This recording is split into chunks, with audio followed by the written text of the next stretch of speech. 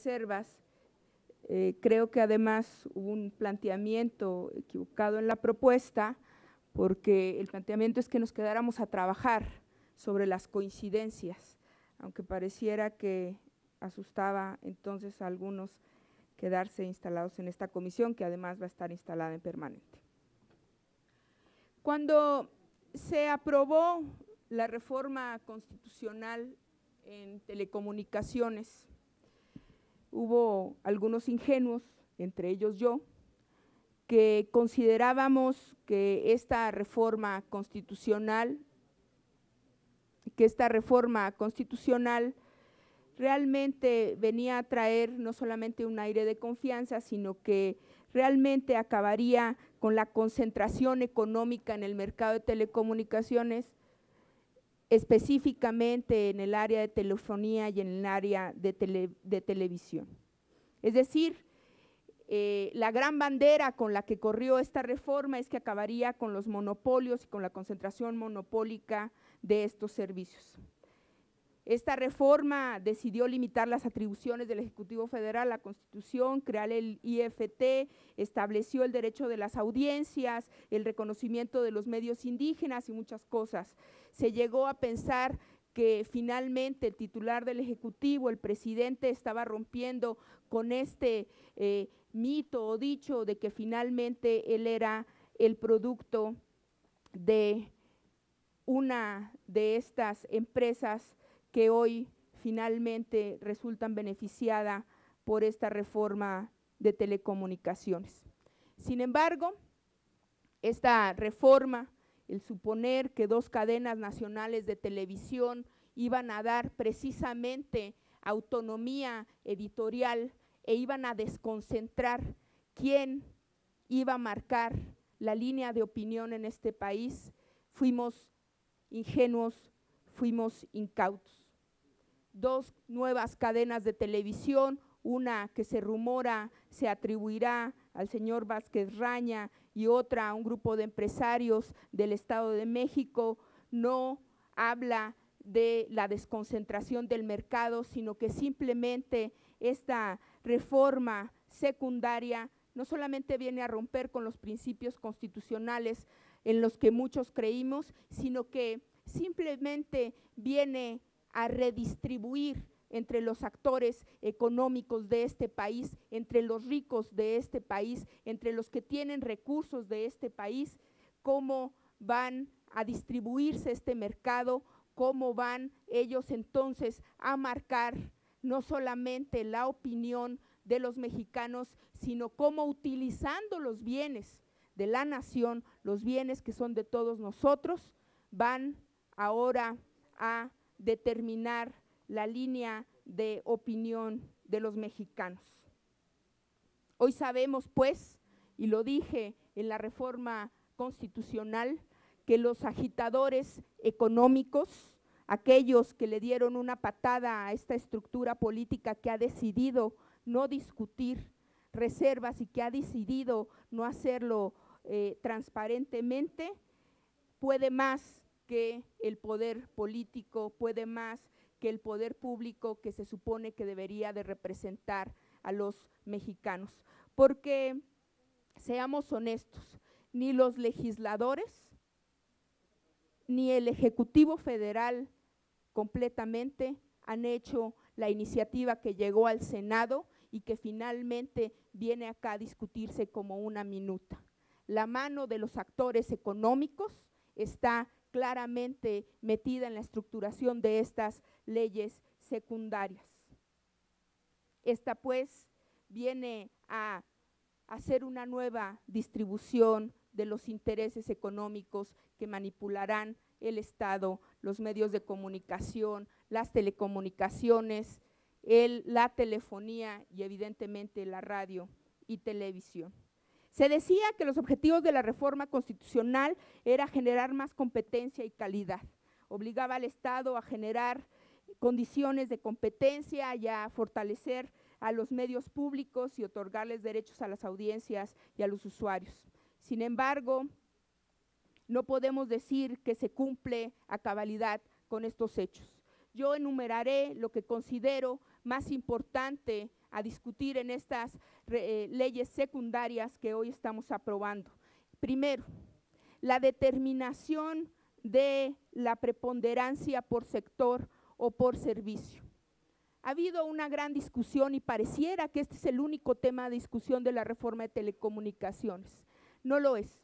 Y creo que aquí hay que ser honestos y hablarle a la gente que nos escucha y que nos verá por el canal del Congreso. ¿Cuál es la verdadera discusión en el tema de la preponderancia? Tratamos de inventar el hilo negro. La inclusión del concepto de preponderancia, que no existe no solamente en ningún país, sino que no tiene ningún referente internacional, nos tiene metidos en este brete de determinar si la preponderancia se da por sector o se da por servicios. Y entonces se acusa a que si se votará por la preponderancia, por servicios o por sector, estás de un lado o del otro. El problema que tenemos es que hay una falta de certeza jurídica en la determinación de la preponderancia. La reforma constitucional no podía ni debía venir a inventar el agua hervida. Y entonces nos topamos con esta falta de certidumbre, porque aunque las leyes secundarias el día de hoy hacen una interpretación constitucional y transcriben a la letra el artículo 28, sigue prevaleciendo la confusión y sigue prevaleciendo el debate. ¿A quién se va a beneficiar la preponderancia por sector? ¿A quién beneficiaría en último de los casos la preponderancia por servicios?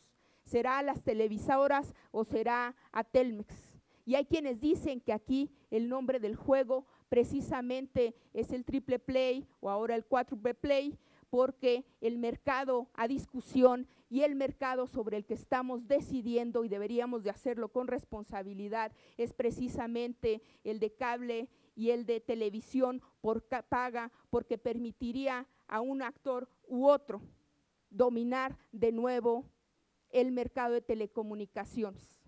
Entonces, estamos realmente discutiendo a fondo, tenemos la conciencia de qué es lo que estamos aprobando al determinar la preponderancia por sector. A mí me parece que no es así. Y yo lo digo con mucha responsabilidad. No se trata de ponerle el pie a ningún agente económico o actor económico que está en el mercado de telecomunicaciones. No se vale legislar a favor o en contra de alguno.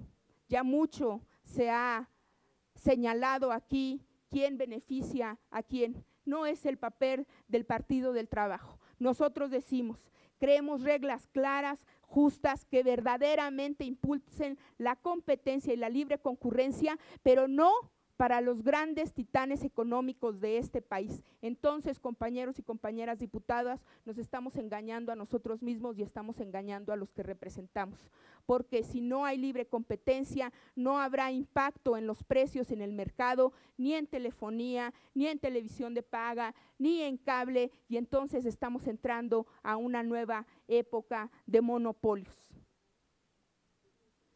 Hay un gran mercado en potencia, en disputa, y ese es el fondo del asunto. Este no es un tema de ideologías, este es un tema de cumplirle a la gente que representamos y verdaderamente crear un sistema de competencia.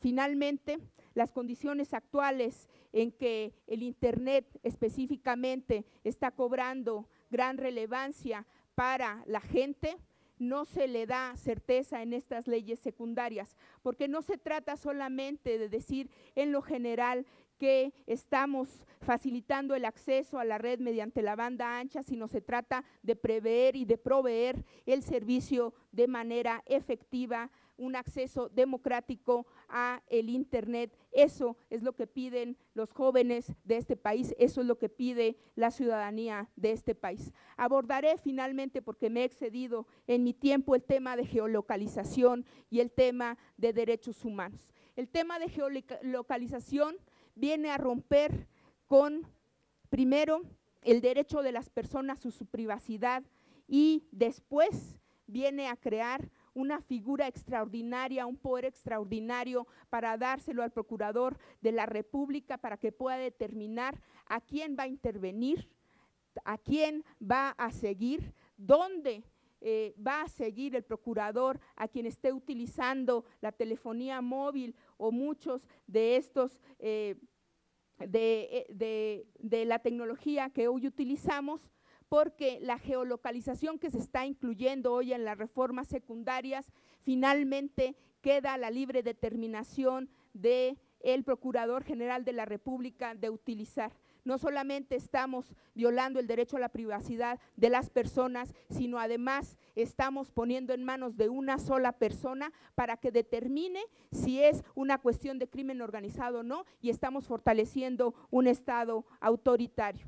El tema del closed caption, conocido de esta manera en sus siglas en inglés, viene a romper también con un principio de igualdad para las personas con discapacidad que no pueden escuchar, y esta reforma, a pesar de que dice que es garantista, ni siquiera puede dar y garantizar para crearle a las televisoras la carga de que puedan generar un closed caption y un lenguaje de señas 100% en su programación, sino que se les deja libre albedrío de las televisoras. Esto no garantiza de ninguna manera que las personas con esta discapacidad puedan hacer ejercicio libre de qué ver, de decidir qué ver, qué no ver, qué noticiero escuchar o qué noticiero no escuchar.